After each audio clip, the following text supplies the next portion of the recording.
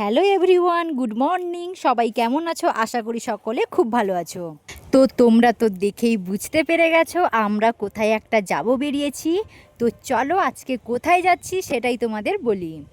তো কালকে রাত্রিরে আমি আমার মা আর বোন গল্প করতে বসছিলাম। হঠাৎ আমার মার মনে হলো যে একবার নাচিন্দা মন্দিরে গিয়ে পুজো দিলে হতো।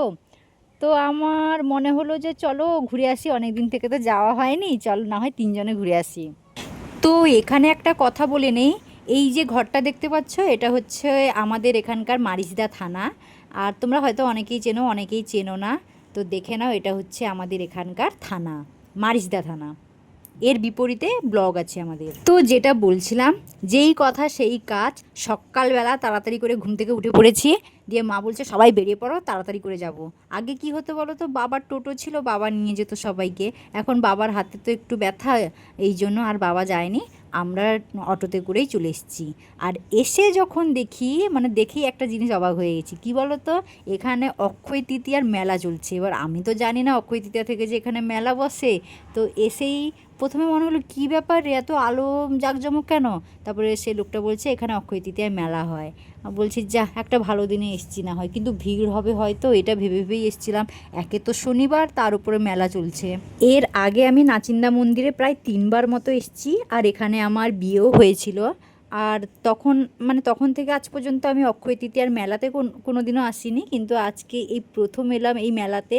আর অনেক দোকানপাট দেখছি এখানে, বেশ সুন্দর, ভালো ভালো লাগছে বেশ। আর এদিকে দেখো অনেকে গাড়ি পুজো দিতে এসছে, আর আমি বা কোনোদিনও গাড়ি পুজো দিতে আসিনি। আর এখানে মিষ্টান্ন ভোগ, মানে এখানে মন্দির থেকেই প্রসাদ নিয়ে পুজো দিতে হয়, বাইরে থেকে প্রসাদ নিয়ে এসে পুজো দেওয়া হয় না, এখানে কিনেই পুজো দিতে হয়। আর আমার মা আর বোন সেই 10 বছর আগে আমার বিয়েতে এসেছিল, এরপরে কখনোই আর মন্দিরে আসেনি, তো আজকে আমি নিয়ে এলাম। তো এখানে একটু বলে নেই যে বাঁ সাইডে একটু আগে দেখলে না, ওইখানে রান্না হয়, মানে ভগবানকে যারা ভোগ নিবেদন করবে, যাদের মানসিক আছে, ওখানে ভোগ রান্না করে ভগবানকে দেওয়া হয়। আর এটা হচ্ছে এই মন্দিরের পুকুর, পেছন সাইডে এটা। এখানে এসে পাটা ধুয়ে পুজো দিতে হয়। আর সব থেকে এই মন্দিরের মজার ব্যাপার হলো, এই মন্দিরের কাছে মাছ ভোগও দেওয়া যায়। তো আমি এখানে পা ধুতে আসছি, আর ওখানে দেখি একজন লোক ব্যাগে করে মাছ ধুচ্ছে, বেশ বড় বড় কাতলা মাছ মনে হচ্ছে, দেখেই খুব ভালো লাগছে।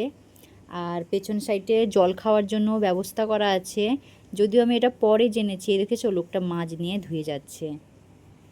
তো এবারে আমি আর মা নিচে নেমে গেছি পাটা ধুয়ে নেব। তো এদিকে সিঁড়িগুলো বেশ স্লিপ কাটছে, আমি মাকে বলছি আস্তে আস্তে নামো, আর ভালো করে পা হাত ধুয়ে নাও। তো আমি মার হাত ধরে মাকে ধরে ধরে উপরে উঠাচ্ছি। তো চলো এবার পুজো দিতে যাব, খুব এক্সাইটেড আছে। মন্দিরে ভিড়ও দেখছি, তবে সেরকম না যেটা ভেবেছিলাম সেইভাবে ভিড়টা হয়নি। এদিকে আবার বোনও পা হাত ধুয়ে নিচ্ছে। বোনের মেয়েটাকে নিয়ে আসছিনি, কারণ গুড্ডু আর বোনের মেয়ে একসাথে থাকলে ওরা এতটা পরিমাণে ঝামেলা করে, ওই জন্য ওর মেয়েটাকে নিয়ে আসিনি, আমার গুড্ডুটাকে নিয়ে এসেছি। আর গুড্ডু গুবলিকে সবসময় মেরে একেবারে ফাটিয়ে দেয়। তো আমরা সবাই মিলে পা হাত ধুয়ে নিয়েছি, এরপরে বোন বললো একটা ফটো তুলি। তারপরে আমরা একটা ফটো তুলে এখন পুজো দিতে যাব। তো আজকের ভিডিওটা অনেক লম্বা হয়ে যাচ্ছে, তাই এখানেই আজকে শেষ করব ভাবছি। এরপরে কি কি করলাম পরের ভিডিওতে তোমাদের জানাবো। আর চলে যাওয়ার আগে অবশ্যই একটা জয় মা নাচিন্দা বলে যাবে, আর মা তোমার সবসময় মঙ্গল করবে।